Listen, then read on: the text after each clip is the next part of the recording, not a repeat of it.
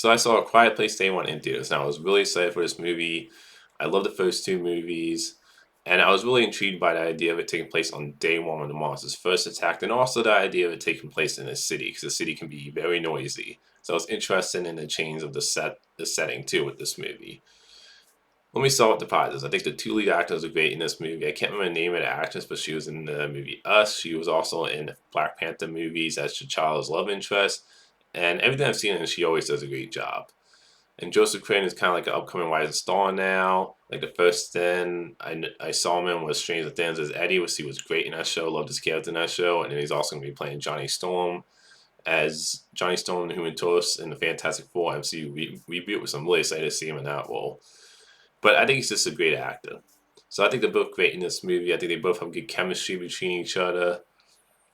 Another positive is that I do kind of like how the plot's like simple. Now, I will say this: if you describe the plot to somebody, it's going to sound silly. And I'm going to spoil something here if you haven't seen the movie about the lead character, the actress who's from Us and the Black Panther movies. So if you haven't seen the movie, stop the video now. So she's a terminally ill cancer patient. So she's going to die in this movie. And the whole plot is that she goes to the city and she wants to visit this pizza shop that she went with her dad when she was younger, because it has like a sentimental tour because she remembers going to that place with her dad. And I think they say in the movie her dad passed away, I believe. So this movie definitely has like a sentimental RC type feel to it, which I did like that.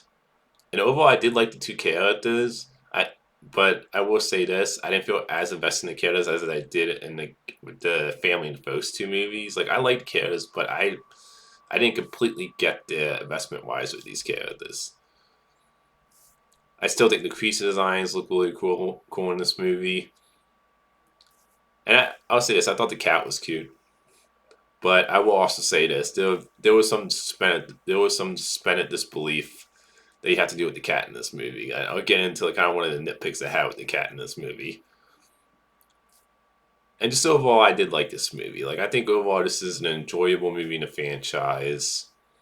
Like I think the story, it being a very simple story, I did overall like that. And like I said, I did like the whole like kind of sympathetic and I don't know hopeful feel this movie has. Like one of the things I do like about this movie is that it kind of has a hopeful feel to it in this movie, especially between the two characters. Where I do like the fact that Joseph Krill is like all like trying to help her character, and you have two people in this like in this world where you have monsters attack him. But usually in apocalypse type movies or movies like that, the characters tend to like you meet a complete stranger and the character tends to be turned out to be kind of an asshole. I do like the fact that this story had like these two characters just helping each other when they met.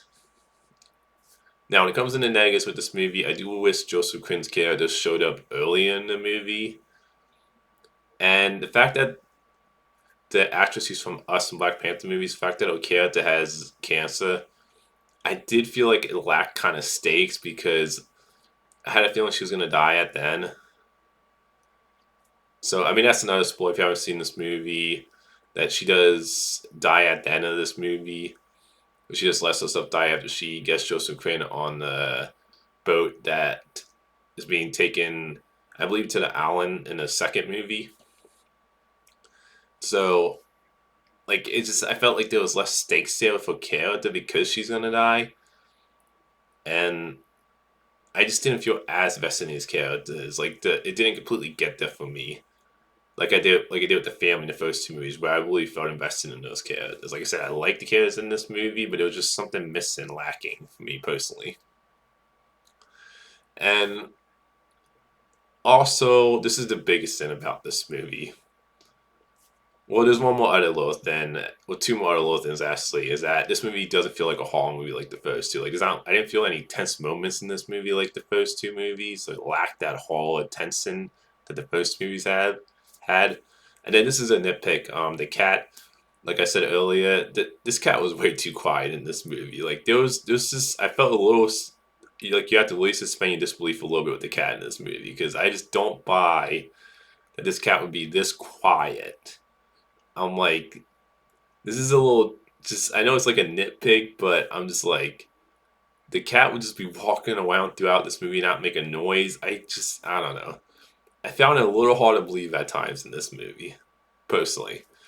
But the biggest thing that I was about to say is that the fact this is taking place on day one, I wish they didn't call it that because the biggest issue I have with this movie, besides those small issues I had, is that this movie doesn't tell you anything new about the monsters. Like everything you find out in this movie, stuff you already know about the monsters, like them being afraid of water. We already knew that from the second movie.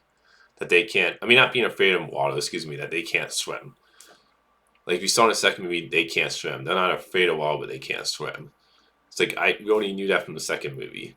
Like we don't get any details of why these monsters like came to Earth, where are they from, what do they do with the humans when they attack them.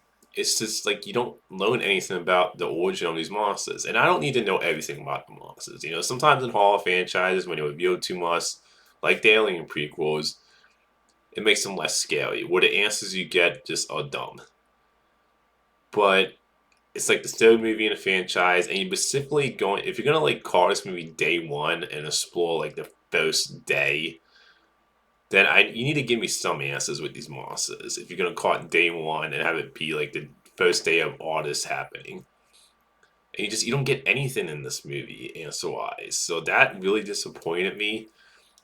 And like another thing is that the girl when it hits the city, she gets knocked out, and when she wakes up, they already know that they need to be quiet and they can't make any noise. Like they skip past that part where they don't like you don't get to see how the humans figure out that they can't make any noise. Like when she gets knocked out, they basically skip past most of the day, and they already know not to make any sounds. Which I was disappointed at too. It's just this is a movie where I feel like I enjoyed it, but to me it didn't live up to its potential. Like I didn't love it like the first two. I still enjoyed it. I don't think there's been a bad movie in this franchise, but I would say this is probably my least favorite out of the three movies so far.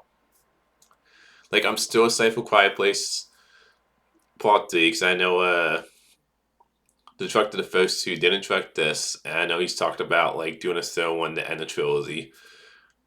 I'll be interested in the idea of like having another Quiet Place movie that took place in a different part, like setting wise and focused on different characters. But overall, I do think this is the weakest. Again, still an enjoyable movie. I still recommend going to theaters and check it out. But this is my least favorite film of the franchise. So that's my thoughts on Quiet Place Day One. Until next time, movie fans.